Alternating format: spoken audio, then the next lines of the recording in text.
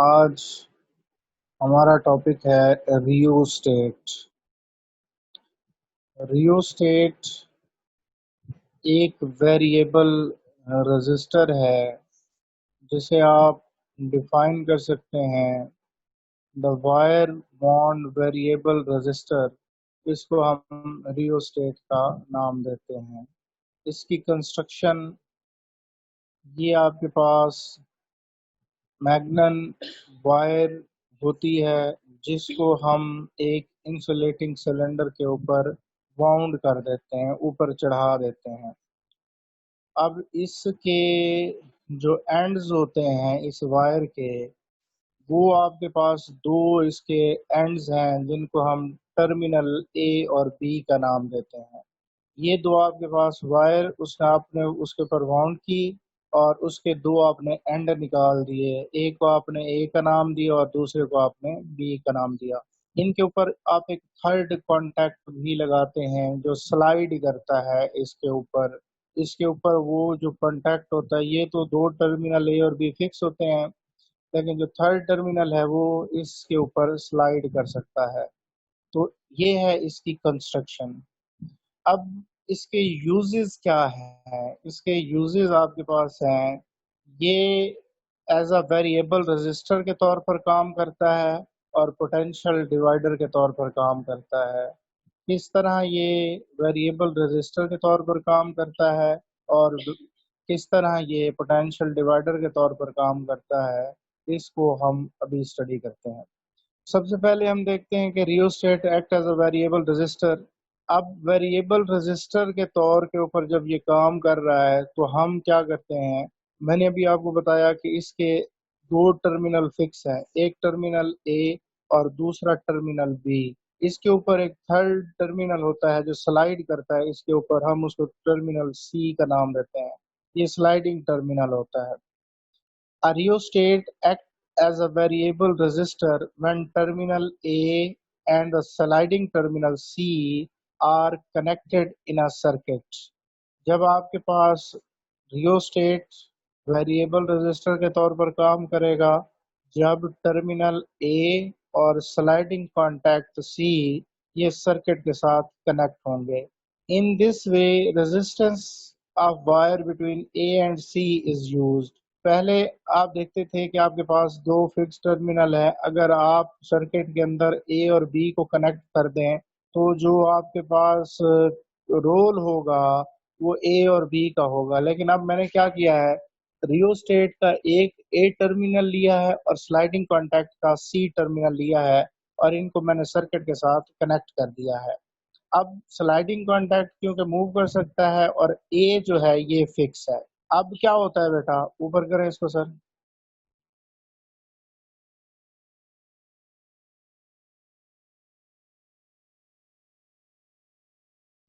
इसको ऊपर करें सर। अब देखें, नीचे नीचे नीचे करें, नीचे नीचे करें, वही वाले लाइंस रहने ने वही। हाँ जी, यही वाली। अब यहाँ पर एक बात लिखी हुई है, if sliding contact is shifted from the terminal A, the length जो होती है वो क्या हो जाती है, इंक्रीज हो जाती है। लेंथ आप जानते हैं कि रेजिस्टेंस जो होती है वो डायरेक्टली प्रोपोर्शनल होती है लेंथ के। अगर लेंथ इंक्रीज हो रही है तो रेजिस्टेंस भी क्या हो जाएगी, इंक्रीज हो जाएगी। और अगर लेंथ जो है वो डिक्रीज हो जाएगी, लेंथ के डिक्रीज होने से आपके पास ये जो रेजिस्टेंस है ये भी क्या हो जाएगी, डिक्रीज हो जाएगी।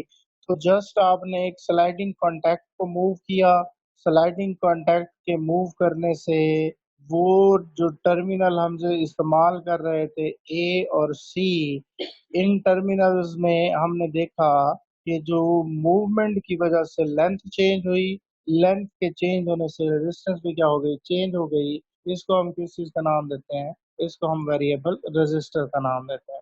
उसके बाद इसका जो दूसरा फंक्शन है, ये जो दूसरा काम करता है, दूसरा इसका जो काम है वो है पोटेंशियल डिवाइडर।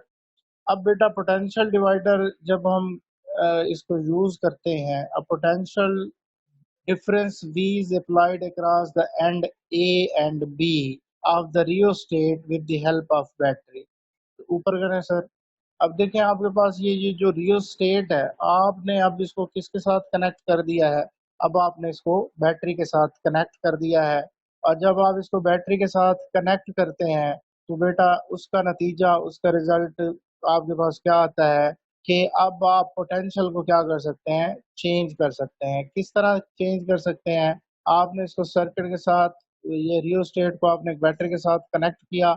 अब वही आप देखते हैं कि आपकी इसके अंदर जो करंट फ्लो कर रहा होगा ओम्स लॉ के मुताबिक V is equal to I R, और आई किसके बराबर होगा? V ओवर आर के।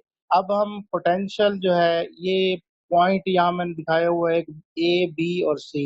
ये आपके पास जो पॉइंट है, इसका अगर आप पोटेंशियल फाइंड करना चाहते हैं, potential between the portion B C of the wire A B, आपके पास जो वायर है पूरी ए बी, उसके पोर्शन बी से सी तक का पोटेंशियल मेजर करना चाहते हैं, तो आपको पता है पोटेंशियल किसके बराबर होता है? V is equal to I R. यहाँ ये जो रेजिस्टेंस है, ये बी सी वायर की रेजिस्टेंस, जिसे मैंने स्मॉल आर से रिप्रेजेंट किया है, ये मुझे बताता है कि अब जैसे आपने स्लाइडिंग कॉन्टैक्ट को पिछले केस के अंदर मूव किया था, यहाँ भी आप स्लाइडिंग कॉन्टैक्ट को मूव करेंगे। स्लाइडिंग कॉन्टैक्ट की मूवमेंट से लेंथ चेंज होगी, लेंथ के चेंज होने से रेजिस्टेंस चेंज होगी, और रेजिस्टेंस के चेंज होने से पोटेंशियल क्या होगा? चेंज होगा। तो ये बेटा आपके पास पोटेंशियल डिवाइडर के तौर पर क्या करता है? एक्ट करता है। तो हमने रियोस्टेट के बारे में पढ़ा कि रियोस्टेट हम एक अलॉय है, उसकी वायर है, उसको हम क्या करते हैं, उसको हम एक इंसुलेटिंग मटेरियल के ऊपर चढ़ा देते हैं। उसके दो टर्मिनल होते हैं, दोनों फिक्स कर देते हैं। उनके ऊपर हम एक थर्ड टर्मिनल लेते हैं जो क्या करता है? स्लाइड करता है। वो स्लाइडिंग टर्मिनल ए बी के ऊपर क्या करता है? मूव करता है। इसके दो आपके पास तरीके हैं, ये कैसे कैसे यूज हो सकता है। ये act as a potential divider भी यूज हो सकता है,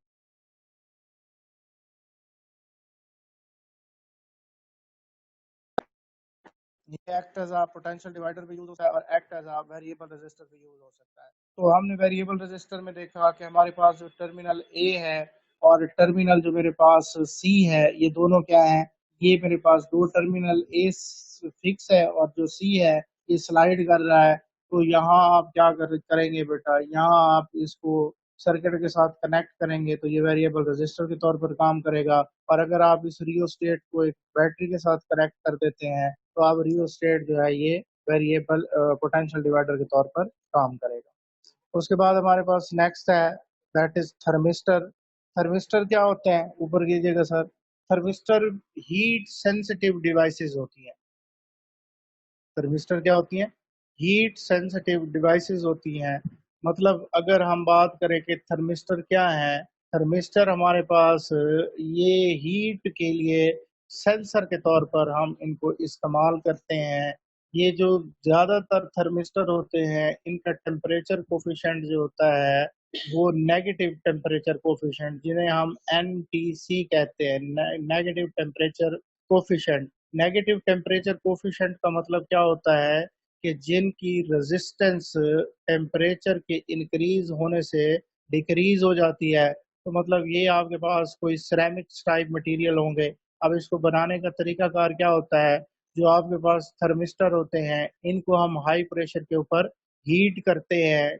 उसके बाद जो सेमी कंडक्टर सिरेमिक्स मटेरियल हमारे पास होते हैं, या मेटेलिक ऑक्साइड, या जिनमें मैगनीज है, निकल है, कोबाल्ट है, कॉपर है, आयरन है, ये हम इसके अंदर क्या करते हैं? इस्तेमाल करते हैं। ऊपर कीजिएगा सर।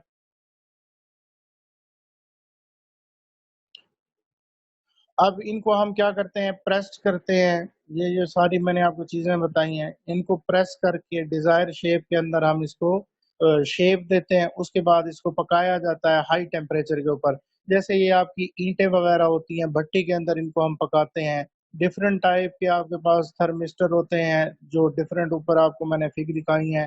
थर्मिस्टर जिनका हाई नेगेटिव टेम्परेचर कोफिशिएंट होता है, ये बहुत एक्यूरेट मेजर करते हैं लो टेम्परेचर को। स्पेशली जो हमारे पास 10 केल्विन का टेम्परेचर होता है, इसके लिए हम जो है लो टेम्परेचर को एक्यूरेटली क्या कर सकते हैं? मेजर कर सकते हैं। उसके बाद इसकी एप्लीकेशन है थर्मिस्टर, कहाँ पर यूज होते हैं। थर्मिस्टर ये आपके पास हीट सेंसिटिव डिवाइसेस के अंदर यूज करते हैं। ये क्या करते हैं, टेम्प को इलेक्ट्रिकल वोल्टेज के अंदर तब्दील कर देते हैं।